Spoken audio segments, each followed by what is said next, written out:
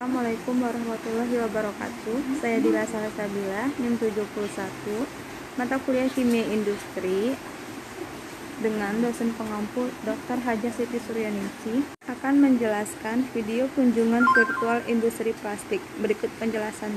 Secara umum, PT Industri Plastik PT Mega Plastik merupakan perusahaan yang bergerak pada bidang proses produksi plastik kantong dari biji plastik. Pada tanggal 23 September 1990 di Medan. Tertanggal 17 Januari 1987 dengan nama Perusahaan Dagang dan Perindustrian Mega yang disingkat PT Mega. Sejak tanggal 10 Oktober 2002 terjadi perubahan pengurusan dan pemegang saham dengan Akte No. 25. Lalu terjadi lagi perubahan pengurus serta anggaran dasar melalui Akte nomor 29. Sejak hal tersebut, perusahaan bergerak dalam proses pengolahan biji plastik mentah menjadi kantong plastik. Pada tahun 2004, status perusahaan disahkan menjadi swasta nasional. 1. Pengertian. Plastik adalah jenis makromolekul yang dibentuk dengan proses polimerisasi. Polimerisasi adalah proses penggabungan beberapa molekul sederhana melalui proses kimia menjadi molekul besar. Bahan baku pembuatan plastik. 1. Ada propilen atau PP. Adalah bahan baku yang digunakan untuk memberikan hasil atau menghasilkan kantong plastik yang berwarna bening, putih mengkilat, dan tidak mudah sobek. Yang kedua, high density polyethylene atau HDPE adalah bahan baku yang dipakai untuk menghasilkan kantong plastik yang berwarna putih keruh. Keistimewaan jenis ini adalah lebar plastik dapat dibuat 1 meter lebih. Yang ketiga, avalan adalah bahan baku plastik yang dipakai untuk menghasilkan tali rafia. Avalan berbentuk potongan-potongan kecil bulat yang dihasilkan dari sisa-sisa produk yang terbuang atau cacat dan diperoleh setelah proses mesin pelet. Bahan pembantunya ada pewarna. Bahan yang digunakan adalah bahan khusus untuk memberi warna pada plastik yang berbentuk kristal kecil. Ada pemutih atau brightener untuk pemutih. Di sini digunakan air biasa. Alat yang digunakan ada mesin jenis PP, PE, HDPF. Tali rafia adalah sejenis mesin yang digunakan untuk memproses bahan baku yang telah dicampur untuk menjadi barang jadi, tetapi masih dalam bentuk ukuran panjang. Mesin ini dilengkapi dengan sejenis tabung pemanas serta alat pendingin dan alat pengukur ketebalan kantong plastik. Ada mesin pemotong dan las, merupakan alat untuk menentukan atau memotong plastik sesuai ukuran yang diinginkan, dan setelah itu dilakukan pengelasan terhadap hasil dari mesin pemotong tersebut. Mesin giling adalah jenis mesin yang digunakan untuk memproses barang-barang yang rusak yang dihasilkan dari mesin PP, PE, HDPE setelah melalui proses giling. Maka akan dihasilkan semacam serpihan. Hasil serpihan yang baik selanjutnya diproses dalam mesin PP, sedangkan yang jelek diproses dalam mesin pelet. Mesin pelet adalah mesin yang digunakan untuk memproses serpihan yang berkualitas jelek, yang dihasilkan mesin giling dan menghasilkan plastik avalan, dan akan digunakan sebagai bahan baku tali rafia. Mikrometer adalah alat yang digunakan untuk mengukur ketebalan plastik. Timbangan digunakan untuk menimbang bahan baku. Proses pembuatan. 1.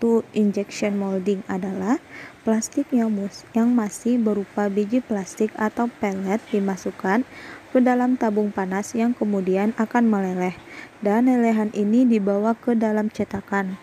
Yang kedua, ekstrusi. Tahap selanjutnya ekstrusi, yaitu lelehan biji plastik ini ditekan secara terus-menerus sehingga bisa lebih lebur dan halus.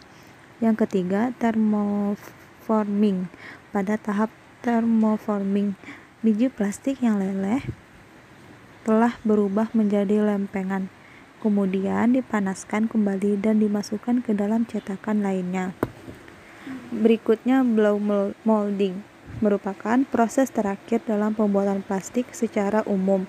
Tahapan pada proses ini adalah Biji plastik dilelehkan pada sekrup di dalam tabung berpemanas secara terus-menerus. Plastik panas membentuk pipa.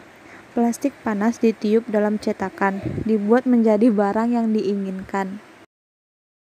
Berikut beberapa produk dari industri plastik, yaitu sisir, botol plastik, kantong plastik, sampul plastik, ember plastik, pipa paralon, hingga plastik untuk industri sepeda, motor, mobil, dan kereta. Kesehatan keselamatan kerja atau K3 dalam industri plastik merupakan faktor yang harus diperhatikan dalam dunia industri modern, terutama bagi mereka yang berstandar internasional. Kondisi kerja dapat dikontrol untuk mengurangi bahkan menghilangkan terjadinya kecelakaan di tempat kerja. Kecelakaan dan kondisi kerja yang tidak aman dapat berakibat luka-luka pada pekerja, penyakit, cacat, bahkan kematian.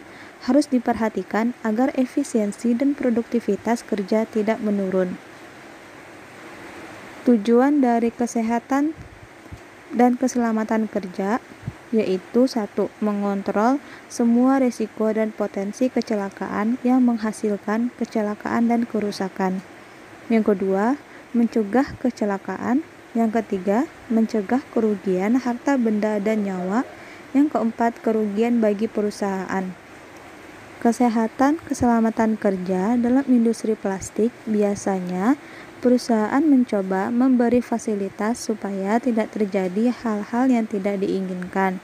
Contohnya, penggunaan masker, sapu tangan, sepatu boot, kacamata, dan lain-lain. Untuk konstruksi ruangan dibuat ventilasi yang sedemikian lebar, sehingga sirkulasi udara diharapkan lancar. Perusahaan mempertimbangkan jika sampai terlalu banyak angin, akan berpengaruh pada proses produksi.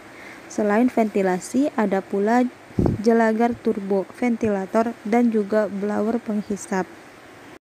Pemanfaatan limbah plastik merupakan upaya menekan pembuangan plastik seminimal mungkin dan dalam batas tertentu menghemat sumber daya dan mengurangi ketergantungan bahan baku impor.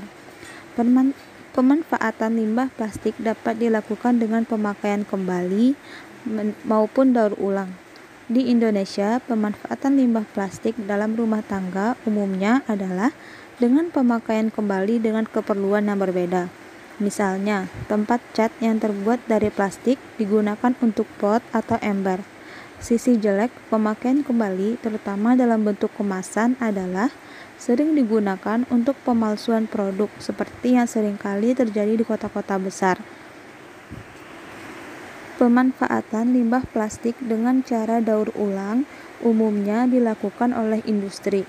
Secara umum, terdapat 4 persyaratan agar suatu limbah plastik dapat diproses oleh suatu industri. Antara lain, limbah harus dalam bentuk tertentu sesuai kebutuhan. Limbah harus homogen, tidak terkontaminasi, serta diupayakan tidak teroksidasi.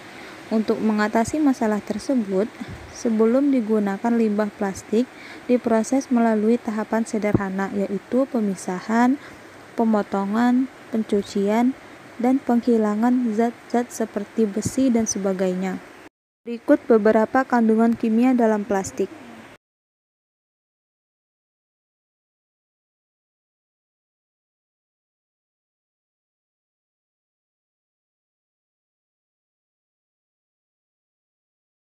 Manfaat plastik. 1. Sebagai pembungkus makanan. Yang kedua, pembuatan perabot rumah tangga seperti gayung, sisir, kursi plastik, dan lain-lain. Yang ketiga, pembuatan botol kemasan. Yang keempat, untuk dibuat kerajinan. Yang kelima, untuk dibuat kresek atau tempat belanja.